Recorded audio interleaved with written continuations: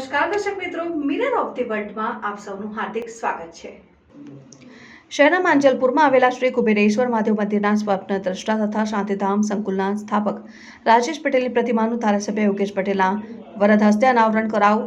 વડોદરા શહેરના માંજલપુર વિસ્તારમાં આવેલા શ્રી કુબેરેશ્વર મહાદેવ મંદિરના સ્વપ્ન દ્રષ્ટા તથા શાંતિધામ સંકુલ સમિતિના સ્થાપક અગણિત જિંદગીઓ નિષ્પર્સતું એમનું જીવન સમાજ સેવાનું એક ઉત્કૃષ્ટ ઉદાહરણ છે અને સોમવારે સ્વર્ગીય રાજેશ પટેલની અર્ધ પ્રતિમાનું અનાવરણ માંજલપુરના ધારાસભ્ય યોગેશ પટેલ, બિલ્ડર રમેશ અંબાલાલ પટેલ, ભાવેશ રમેશ પટેલ સહિતના તેમના મિત્ર વર્તુળ અને તેમના ધર્મપત્ની સ્મિતાબેન પટેલ, પુત્ર ફેનિલ પટેલની હાજરીમાં કરવામાં આવ્યું। આ તબક્કે સામાજિક કાર્યકર, સેવાભાવી એવા સ્વર્ગીય ભોલેનાથના ભક્ત રાજેશ પટેલ સાથેના સંસ્મરણો સૌએ વાગોડ્યા હતા અને મોટી સંખ્યામાં મંદિરોમાં રોજે દર્શનાર્થે આવતા શ્રદ્ધાળુઓ પણ કાર્યક્રમમાં હાજર હતા અને ઉલ્લેખનીય છે કે માંજલપુરમાં શ્રી કુબેરેશ્વર મહાદેવ મંદિર ખાતે દરરોજ ખાસ કરીને સોમવારે શિવરાત્રી દરમિયાન મોટી સંખ્યામાં લોકો દર્શન અને પૂજા માટે આવતા હોય છે। સાથે જ સાંજના સુમારે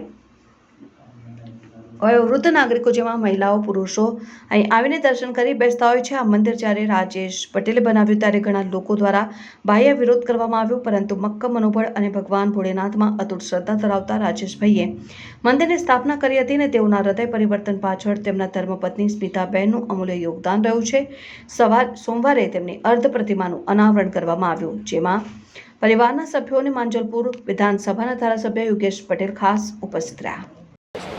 રાજેશભાઈની આજે આ સ્ટેચ્યુના અનાવરણ વિધિમાં આપ સૌ ભેગા થયા છે તે બદલે એક રાજેશભાઈની કહાની કહું કે રાજેશભાઈના પિતા જ્યારે મોહનભાઈ હતા એમના ગુજરી ગયા પછી થોડાક એમને અવરા સુલટાઈ કામો કર્યા હતા, પણ ત્યાર પછી મગજમાં એવું આવ્યું કે આ બધા કામો કરતાં હું કંઈક ભક્તિમાં વરું તો સારું, અને એમના માઇન્ડ ધીમે ધીમે ચેન્જ થવા મળ્યા।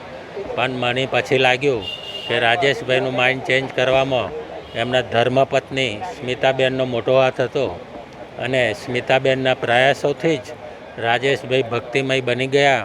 અને હિંમતવાન માણસે જ્યારે આવો મોટો કોર્પોરેશનનો 25,000 ફૂટના પ્લોટમાં ભગવાનના મંદિરની સ્થાપના કરી ત્યારે સૌ ચૂંટાયેલી પાક તેમજ હોદ્દેદારો આ બધા વિચારમાં પડી ગયા, પણ એક ભગવાન માટે સારું કામ થતું, ભગવાનના મંદિર બનતા હતા। એમાં ભલે અંદર ખાનેથી બધાએ વિરોધ ના કર્યો, પણ બાહ્ય સ્વરૂપે તે વખતે માજલપુરના નાકાથી વિરોધ બધો ફાટી નીકળેલો હતો, પણ આ હિંમતવાન આપદીએ પોતે એક જ વિચાર કરતા હતા, હું કોઈ ખોટું કામ કરતો નથી, હું માજલપુરના રહીશો માટે અને તમામ રહીશો માટે આ એક સારું કામ કરી રહ્યો છું, જેથી કરીને મને કંઈ પણ વિઘ્ન આવશે તો મારી જોડે મારા મિત્રો, મારા ધારાસભ્ય આ બધા બેઠા છે। અને હિંમતવાન માણસે આજે જ્યારે આ સંકુલ ઊભું કર્યું, 4 ભગવાનની સ્થાપના કરી દીધી અને માજલપુરના રહીશોને એક નંદનમય માજલપુર આપ્યું। અને હું તો એથી આગળ કહું છું કે રાજેશભાઈએ પ્રભુધામ બનાવ્યું આ કહેવાય, અહીં દરેક પ્રભુનો વાસ છે। અને જ્યારે આજે સ્ટેચ્યુના અનાવરણ વિધિ વખતે રાજેશભાઈના સ્ટેચ્યુ અહીં બેસાડ્યું ત્યારે એ પણ બધા ભગવાનને જોઈ શકશે અને ભગવાન પણ રાજેશભાઈને જોઈ શકે એવી રીતે આ સુંદર આયોજન થઈ ગયું છે।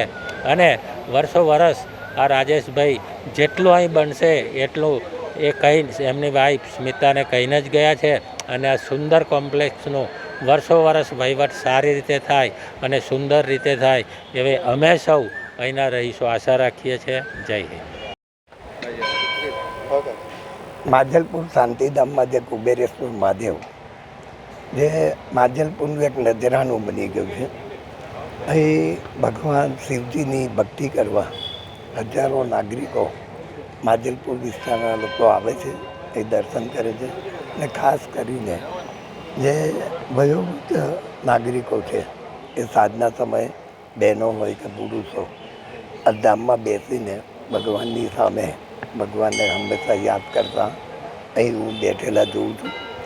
રાજેશ પટેલ જે એવી વ્યક્તિ હતી માજલપુરની, એ સાહસ અને તાકાત બેવ અજમાઈને કોઈ બી કામ પાર કરવામાં હંમેશા અગ્રેસર રહેતા, અને દરેક કામમાં રસ રાખીને જે બી કામ ઉપાડે એનું સારું પ્લાનિંગ કરવાનું અને સારી રીતે એ કાર્યક્રમ ઉછકવાનો, આ બધી જેમની આવડત અને આ સંકુલ હંમેશા આ વિસ્તારના માધેલપુરના ધર્મપ્રેમીઓ, શિવપ્રેમીઓ ને હંમેશા યાદ રહેશે રાજેશની કામગીરીનું.